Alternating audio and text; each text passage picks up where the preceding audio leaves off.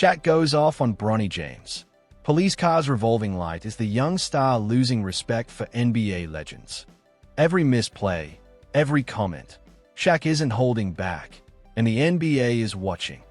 It don't cost you a dime to be nice to people. It don't cost you a dime. This guy is one of the best. Awesome. No, he ain't one of them. Stop it. The Hall of Famers stepped in and called him out publicly. Things got real fast when LeBron fired back. This wasn't a quiet back and forth. It changed the whole situation in seconds. What happened next shook the entire NBA. This wasn't just one comment or one viral clip. This was Shaq going up against a new generation. To understand what happened with Bronny, you need to know Shaquille O'Neal's history. Lately, Shaq has been critical of almost every young player in the league. Not just one player, not just one bad game. He's been calling out a whole wave of them. Shaq says they don't respect the legends or the hard work that built the league. And he hasn't just said this once. He's repeated it on his show, on TNT, in podcasts, and on social media from 2021 to 2026. His point is simple. Today's players make way more money than past legends did. And those big contracts make them think they are automatically better than the players from before. Shaq believes young stars ignore advice from legends like him or Charles Barkley and even clap back. He also thinks the modern NBA is softer, fewer hard fouls, more load management, and more complaints about the long season. In Shaq's eyes, the money and the attitude go together. He says, basically, guys make way more than we did, so they think they are better. That line explains everything about how Shaq sees the current NBA. Shaq isn't saying these players can't play. He's saying they lack humility. From his view, when a legend gives you advice, you listen and take notes. You don't run to social media and call them a hater. But he says that's exactly what keeps happening. Shaq doesn't hold back or pick on just one player. To him, it's all connected. One moment is talking about Dwight Howard's contract. The next is saying Joel Embiid is softer than Giannis Antetokounmpo. That's when it gets loud. The difference between Giannis and Embiid is force. Giannis is playing with force, and Embiid is playing SOF capital T. Then Shaq takes a step back and says the whole league has lost its toughness. He said it clearly on national TV, and when his co-host told him he was being too harsh, he didn't back down. That moment said it all. Everyone around him knew his words hit hard. Shaq doesn't see it as being harsh. He's just holding today's stars to the same standards he faced when he entered the league. No shortcuts, no excuses. Earn it. When you go 1 out of 10, I'm just saying that's harsh. When you go 1 for 10, it ain't your coach's fault. And then comes the punchline. Shaq drops the hard truth. Today's stars aren't just missing humility, they're missing the grind. To him, it's simple. Talent alone isn't enough. Respect the game, respect the legends, and put in the work, or you don't belong in the conversation.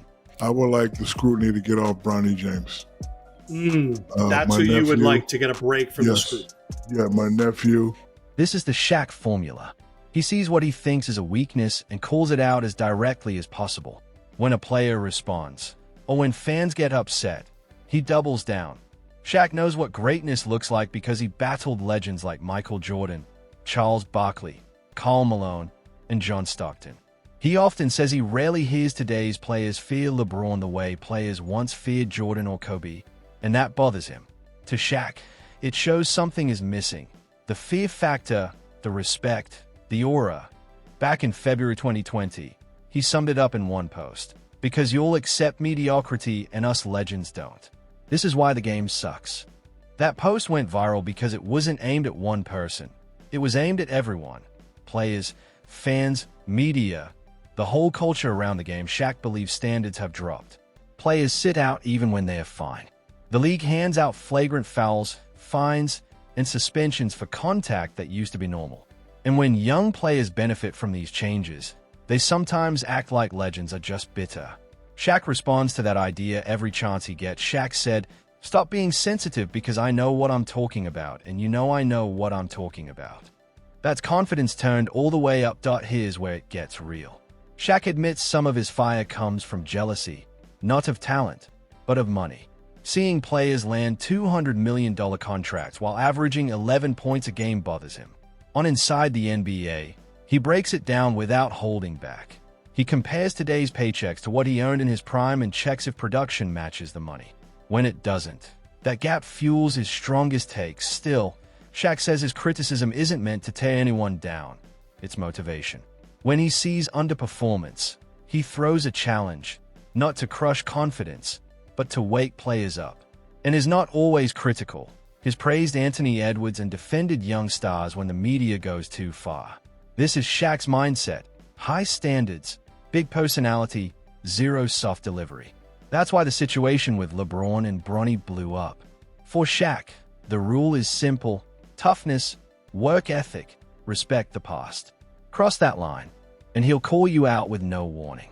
Show grind, show respect to legends, and he'll defend you loudly. That line matters because the spotlight suddenly fell on a young player who hadn't even proven himself, just a kid carrying the most famous last name in basketball. This is when the Bronny situation exploded. Bronny James was picked 55th overall by the Los Angeles Lakers in June 2024, second-round territory. Normally, a 55th pick is barely noticed. A quick handshake, a photo with the cap, then into Summer League or maybe the G League. No big expectations, no bright lights. Most second-rounders are just trying to make the roster. But Bronny isn't a normal 55th pick. He's LeBron James' son. That one fact turned what should have been a quiet start into one of the most talked-about picks of the year. Every sports show covered it. Social media blew up before he even played a game. Shaq even admitted he had never seen a 55th pick cause so much attention. The focus wasn't on draft position. It was the name on the back of the jersey. And the pressure hit immediately. During Summer League, Bronny struggled. He missed shots and looked like a young player adjusting to faster, stronger, smarter competition. That's normal for a rookie, especially one drafted late. But because he's LeBron's son, every miss made headlines. Every quiet stat line became a trending topic. Suddenly, everyone had an opinion on whether he belonged in the league. Shaq went on his podcast and pushed back hard. I tell my kids all the time, pressure is where you don't know where your next meal is coming from. You don't have to be like me. Shaq called Bronny his nephew, not by blood, but in that basketball family way. That word matters. It shows he feels protective. He sees the James family as close. And when the noise got too loud, he stepped in. I tell my kids all the time, pressure is where you don't know where your next meal is coming from. Shaq spoke from experience about pressure. His own kids grew up with huge expectations. People expected them to be the next Shaq and compared them to his prime. When they didn't match that, critics were quick to judge. Shaq has said he tells his kids that real pressure isn't about living up to a basketball legacy. Real pressure is not knowing where your next meal is coming from. I tell my kids all the time, pressure is when you don't know where your next meal is coming from. That perspective changes everything. And that wasn't analyst Shaq talking. It was Shaq speaking from life. You don't have to be like me. I want you to be better than me. And I'm not talking about as a player, as a person. That was Father Shaq speaking. And he brought that same energy to Bronny's situation. He wanted the kid to have space to grow, make mistakes, and learn, without every move being treated like breaking news.